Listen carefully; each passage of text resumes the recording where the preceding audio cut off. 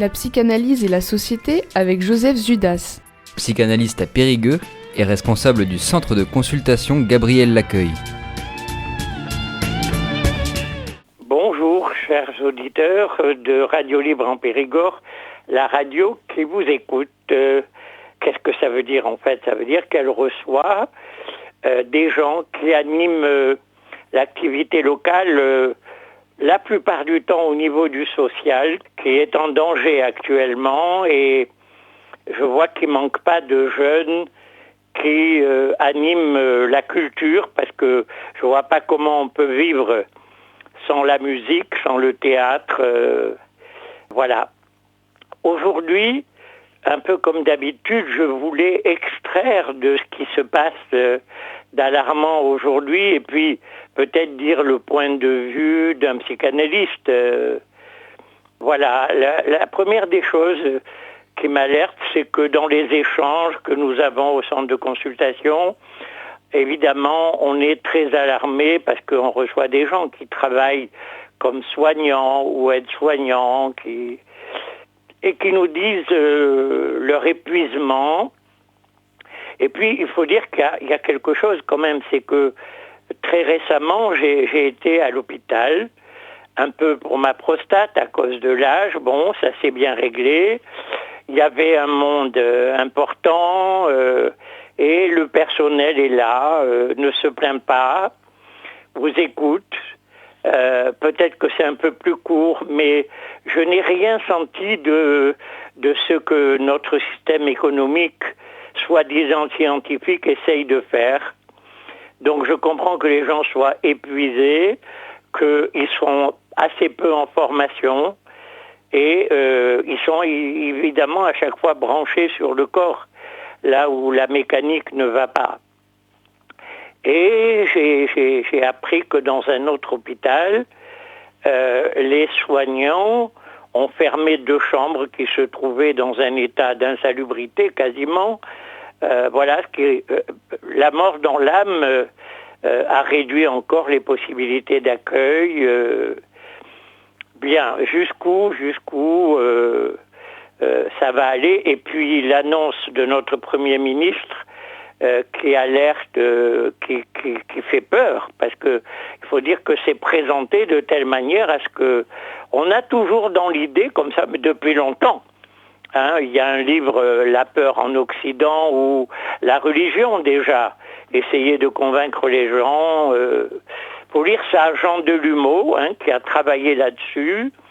Et c'est un gros pavé, mais vraiment très important, où on voit qu'on en est toujours là. Parce qu'il parle du Moyen-Âge, mais il n'y a pas que ça. Voilà, ça, c'était un point. Après, je vous dirai peut-être l'analyse que j'en fais. Grâce à Freud, que je suis en train de relire d'ailleurs, que je lis sans arrêt, et puis le livre de certains de mes collègues, comme Jean-Pierre Desfieux, qui parle de la clinique à l'heure actuelle, et qui fait le point sur tous les bouleversements qui se sont passés, et peut-être comment la psychanalyse se place face à ça, avec déjà une vision et une analyse dès le départ sur tous les chamboulements qui touchent la sexualité, et les dépressions, la paranoïa, livre très important, qui est lisible, on n'a pas besoin d'être analyste. Je crois que les travailleurs sociaux apprendraient beaucoup, et certains soignants, et pourquoi pas les médecins, pourquoi pas. Le deuxième point, c'est un point qui concerne les adolescents. Comme on le sait, aux États-Unis encore, il y a quelqu'un qui a tiré, qui a tué, blessé. Voilà. Et le dernier en date, je suis toujours frappé par le fait que le préfet, sans doute quelqu'un de très humain, d'ailleurs ça s'entendait à la radio, ait pu dire que cet adolescent était normal, sans doute conseillé par les gens qu'il avait rencontrés. Comment on peut dire ça? Est-ce qu'il est normal qu'un adolescent prenne un couteau de cuisine à l'école, peut-être prévenu que les gendarmes allaient fouiller les cartables et assassine, tue un meurtre ou un crime. On pourrait discuter d'ailleurs de meurtre ou crime. C'est pas la même chose. Bon. Donc, qu'est-ce qui se passe pour que plusieurs comme ça...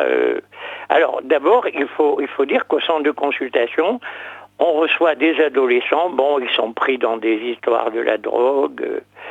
Quand eux-mêmes, ils prennent pas les médicaments de la rue, l'alcool...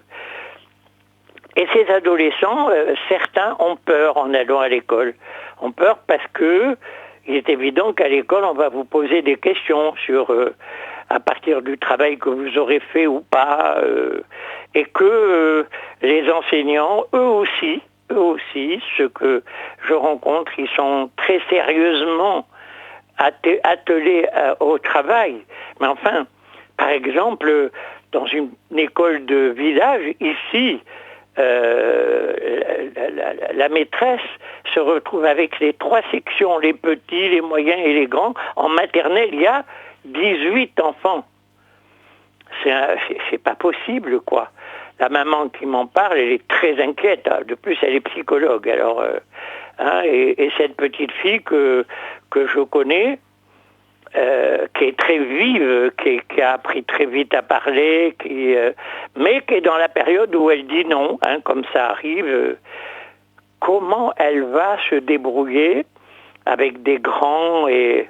Oui. Alors, la maman a peur, mais il semble que quelque chose qui est pas dit, c'est que l'école semble avoir peur aussi. L'école dans l'ensemble. Les enseignants parlent de risques.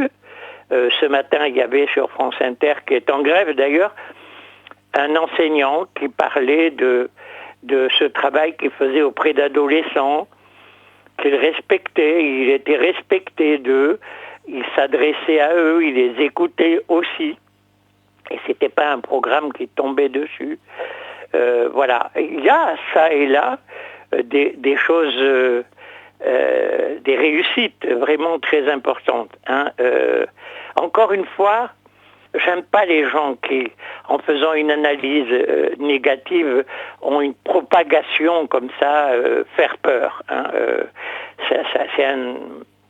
Alors, qu'est-ce qui se passe actuellement? Eh bien, si à un moment donné, à la Renaissance, l'entrée avec les sciences des mathématiques, du chiffrage, a écarté les choses auxquelles on croyait. Ça a permis des choses importantes dans la vie pratique. Il faut reconnaître aujourd'hui que sous le prétexte de la science, qui avance toujours, fait avancer des fausses sciences. Et le chiffrage est rentré dans notre vie intime, peu à peu, on ne peut pas y échapper. Alors il y a les portables, ça, vous en entendez parler. Mais voilà, c'est par rapport à ça, et qui vient s'opposer à ce qui est humain, ce que nous essayons d'accueillir avec la parole, et sans dire normal, d'ailleurs, qui est normal, bien, il faut reprendre cette phrase de Lacan qui disait la folie, elle est la limite de notre liberté. Parce que le fou, c'est l'homme libre, évidemment. Il n'accepte pas les règles. C'est là où la réflexion de Jean-Pierre Desfieux, psychanalyste à Bordeaux, sur la paranoïa qui tend à disparaître, dit-il, est tout à fait importante, parce qu'elle a des formes aujourd'hui qui ne sont pas les paranoïas que j'ai pu rencontrer à Vauclair, par exemple, où il y avait un délire, des hallucinations, où le sujet était persécuté. Non, elle est plus de cet ordre. Pourtant, elle est là.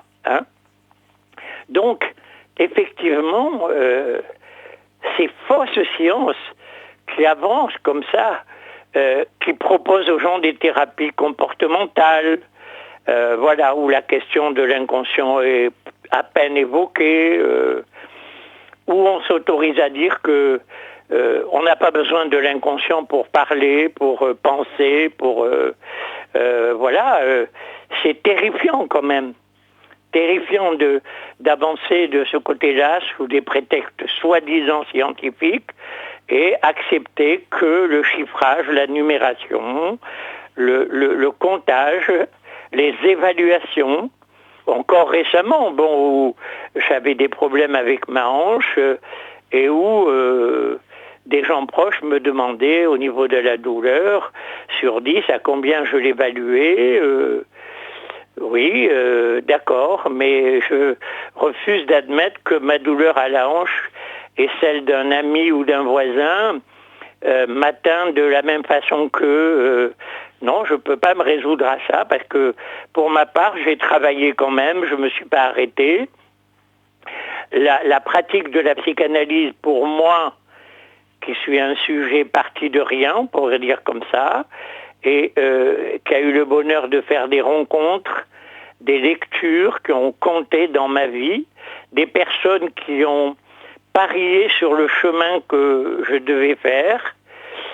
Voilà, je n'admets pas que ce qui est proposé dans un certain livre noir de la psychanalyse, soi-disant scientifique, ou même sans être un grand scientifique, on voit bien que c'est du scientisme dont il s'agit. Mais l'avancée, c'est ça, le chiffre. Voilà le chiffre qui fait que, oui, dans tel hôpital, si on a fermé 2 chambres, c'est parce que il n'y a pas les sous pour les travaux. Et ça promet, parce que récemment aussi sur France Inter, un urgentiste prévenait. Alors après, il y a quelque chose quand même qui est assez étonnant. On a un service d'urgence, donc on est censé, c'est urgent, aller là, parce qu'il y a une plaie, parce que ça fait mal, parce que quelqu'un se sent perdu et on peut attendre 4 heures, 5 heures. Là, il y a vraiment... c'est vraiment un non-sens. Voilà. Bon, les gens attendent, certains se parlent, ce qui est déjà d'ailleurs un premier accompagnement de qualité. Pour ma part, pour y avoir été ces temps-ci, c'est ce que j'essaye de faire. Il y avait un monsieur très énervé que j'ai essayé de calmer. Bon, ça a marché à partir du moment où quelqu'un l'écoutait, pas lui intimer d'eux, comme quelqu'un qui s'est approché des services de sécurité. Ça l'a pas arrêté, au contraire. Parce qu'on voyait bien, il était accompagné d'une femme qui avait envie de fumer, qui sortait, qui était vêtue de vêtements froissés, qui s'était mal réveillée vraisemblablement. Bien, la raison pour laquelle notre centre de consultation existe, et cette année, on va renouer, on va faire savoir que on fonctionne toujours. L'équipe va se mettre à écrire, vraisemblablement, quelque chose qui concerne un peu les adolescents notamment, parce que les journaux récemment évoquaient le fait que la santé mentale des adolescents ne trouvait pas les réponses, qui étaient, ne parlons pas de la pédiatrie, voilà. Alors, je vais essayer d'amener l'équipe à écrire et à partager cet écrit, parce que nous avons acquis une certaine expérience depuis 2006, comme vous savez. D'ailleurs, ceux qui m'entendent savent qu'en faisant le 06 09 13 89 22, je répète, 06 09 13 89 22, vous pouvez trouver des réponses, y adresser les gens qui sont en état de souffrance, les gens qui ont peur, qui ont des vacillations au niveau de leurs repères et de leurs choix. Voilà, chers amis, ce que je voulais vous dire. Je vous souhaite une belle fin d'été pour ceux qui le peuvent, et à bientôt.